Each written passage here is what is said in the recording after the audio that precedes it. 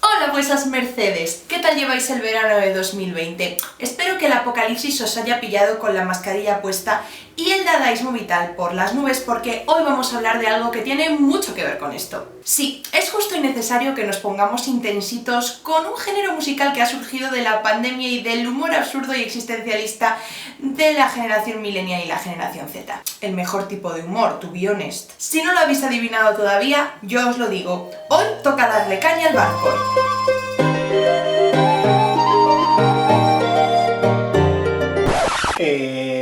Ángela. ¿Qué? Que eso ya lo he hecho yo. ¿Cómo que ya lo has hecho tú? Sí, habíamos quedado en que esa era mi parte y que luego tú pues ya les hablabas de los bardos medievales y todo eso. Bueno, pero tendré que hacer una introducción o algo, ¿no? No me voy a poner a hablar de los bardos así, de la nada. Está bien, pero cortita, ¿eh? Sí, las reflexiones sobre el origen del Bardcore y por qué se ha originado en plena pandemia son todas tuyas.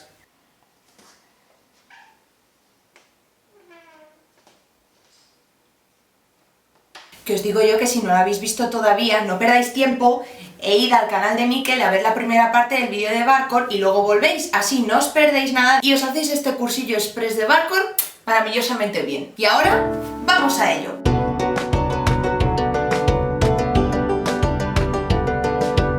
Haciendo un resumen rapidillo, el Bardcore o el Tavern Wave es un nuevo género musical que nació en abril de 2020 y que consiste en rehacer canciones de la cultura pop en un estilo pseudo-medieval. Estas versiones se suben a YouTube sin videoclip con un fondo estático cuya estética recuerda mucho al tapiz de Bayeux. Y aunque la mayoría son instrumentales, hay gente con mucho tiempo y talento que les ha puesto unas letras un poco particulares. Es decir, cogen las letras originales pero las pasan a una especie de inglés antiguo, a occitano o incluso a latín.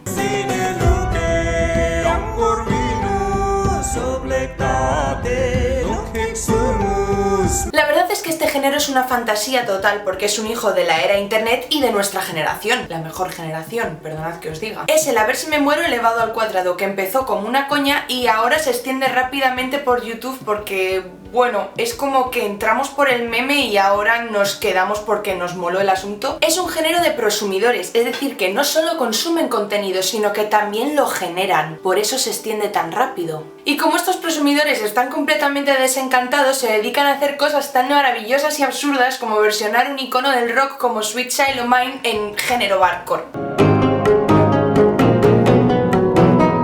El caso es que, aunque ya existían de antes, este boom ha hecho que se popularicen muchísimo los vídeos de gente que se autodenomina bardo. Vamos, como si mi canal se llamara Ángela la Bardo o algo así. ¿Pero es esta buena gente un bardo al puro estilo neomedieval o solo reproducen la idea de bardo que tenemos en el imaginario colectivo? Pues vamos a verlo.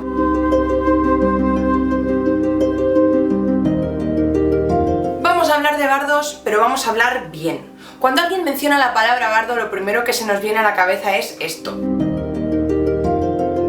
O sea, una especie de artista itinerante medieval renacentista que va un poco por su cuenta. Pues, a ver cómo os digo esto. En realidad, a partir del siglo XVI sí que se empieza a utilizar la palabra bardo un poquito para todo, pero los bardos 100% real, no fake, estaban bastante lejos de ser un jaskier cutre. Dadle un like al youtuber, pues divulga la historia con muy grata euforia.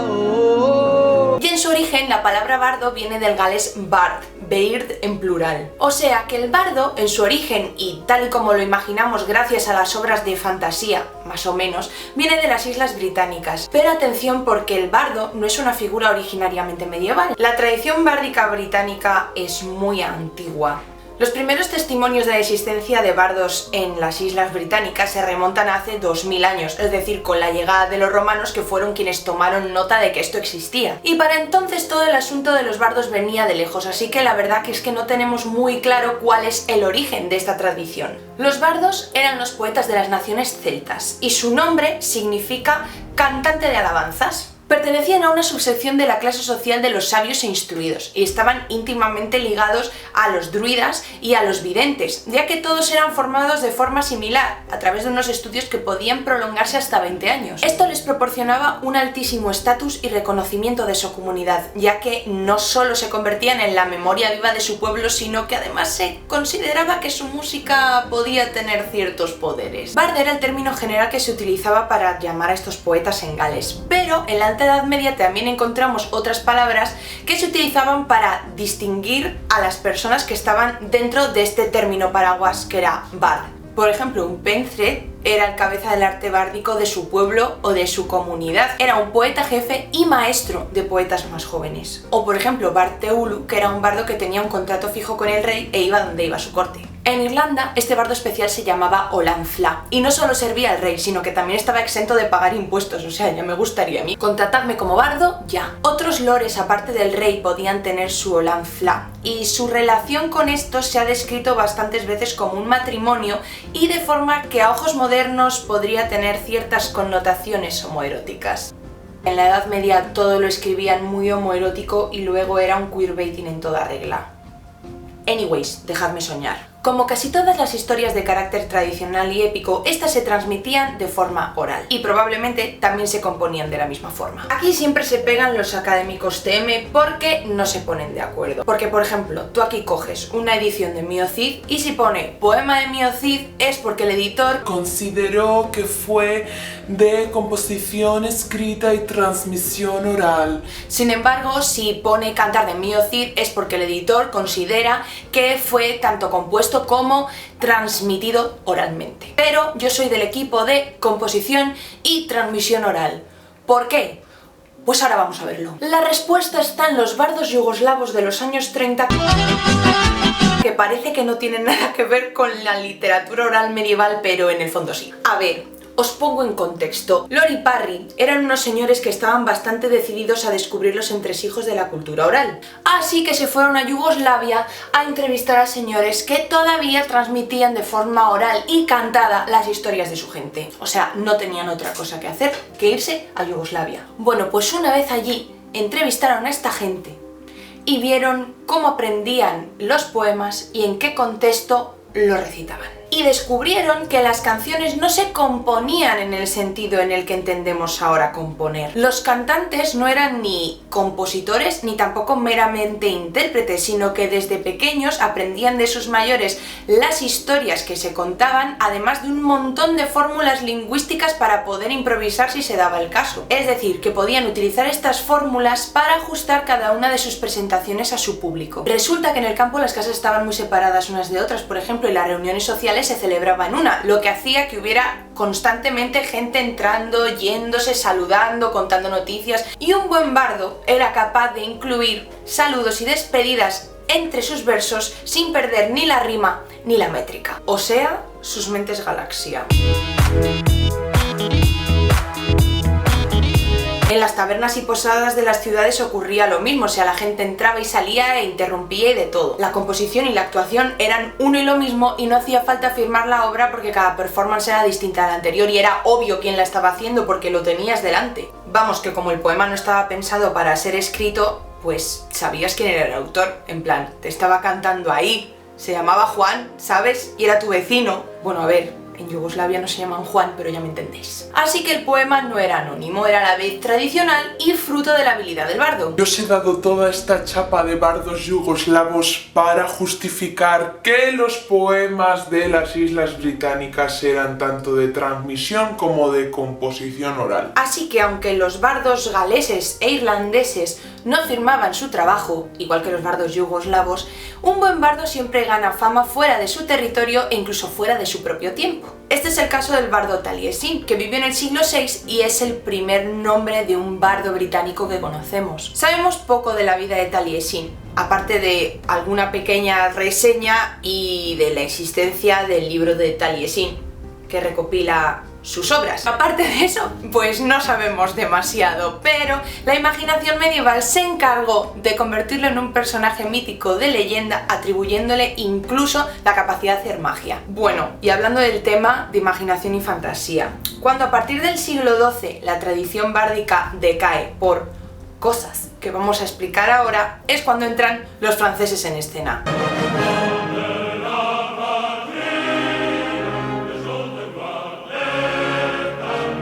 Resulta que poco antes, en el siglo XI, la isla de Bretaña se convierte en el punto de encuentro entre las civilizaciones celtas y la del continente y la latinidad. Cuando los normandos, con Guillermo Conquistador a la cabeza, se instalan en el sur de Bretaña, allí ocurre un mix de culturas que hará que nazca una nueva, la anglo-normanda. Y la cultura anglo-normanda se convertirá en un puente que llevará las culturas celtas a Francia. Aunque las historias de los bardos bretones ya estaban en ese proceso del paso de la oralidad a la escritura, es muy probable que los escritores franceses enmarcaran un lordi-parri con los bardos yugoslavos y llegaran a las historias de estos bardos a través de la oralidad, como Marie de Francia, por ejemplo. Esta señora, que nació en la Île-de-France, estaba muy probablemente casada con un noble anglo-normando que vivía muy cerquita de la frontera con Gales, por lo que es muy probable que Marie tuviera cierta soltura hablando su lengua, lo que le permitió reunir y rimar en su propio idioma los cuentos y las leyendas que había oído allí. De hecho, hasta conservó muchos títulos en el idioma original, como el le llamado Austic, Ruiseñor, o Briscalbret, Hombre Lobo. Su obra es una de las primeras que tratan el amor cortés. Pero la materia de Bretaña, que es como conocemos las historias pseudohistóricas y tradicionales que importan los franceses de Bretaña, no solo llega a través de la oralidad, sino también de la escritura. En 1155 el poeta anglo-normando Wace presenta el Roman de Brut,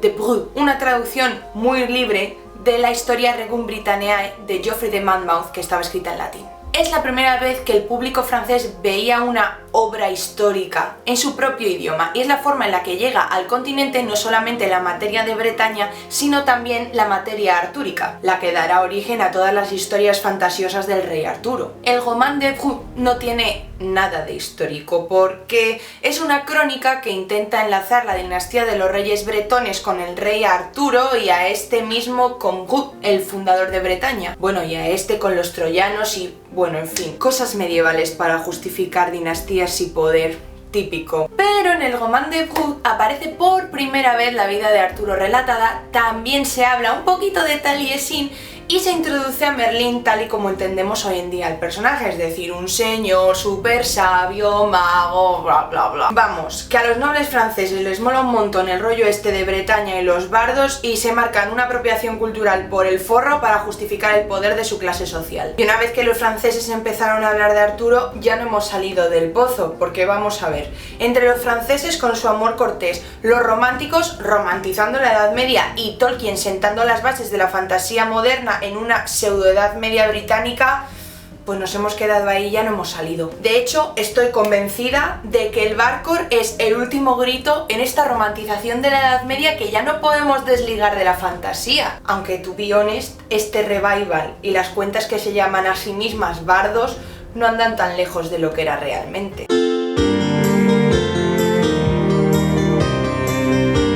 A ver, hemos visto que los bardos mantenían la tradición de su cultura. ¿Y cuál es nuestra tradición? Pues Britney Spears, Lady Gaga y el meme del ataúd. Pero también hemos descubierto que la performance era en sí misma una composición, o sea, una forma de mantener la tradición a la vez que se ajustaban a su público. Pues igual que el Barcor, que aunque interpreta canciones perfectamente reconocibles, las hace con un estilo ligeramente diferente, imitando a lo medieval y también cambiando ligeramente la letra para que suene antiguo. Las creaciones son y no son anónimas. Tenemos el nombre del canal justo debajo del vídeo, que es todo lo que necesitamos para saber quién lo interpreta. Pero el repost forma parte de la cultura de internet, y lo que está en ese canal mañana estará en otro. A ver, los pobres no forman parte de la clase social más alta de nuestra sociedad y tampoco están al servicio de un rey. Pero sí, es cierto que en el fondo esta peña son neobardos existencialistas.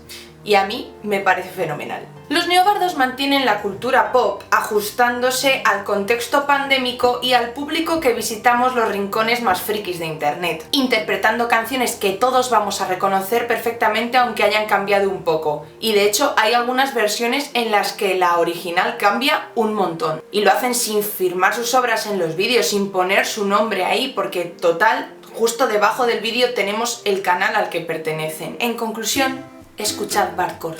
El Bardcore es cultura, es diversión y es dadaísmo.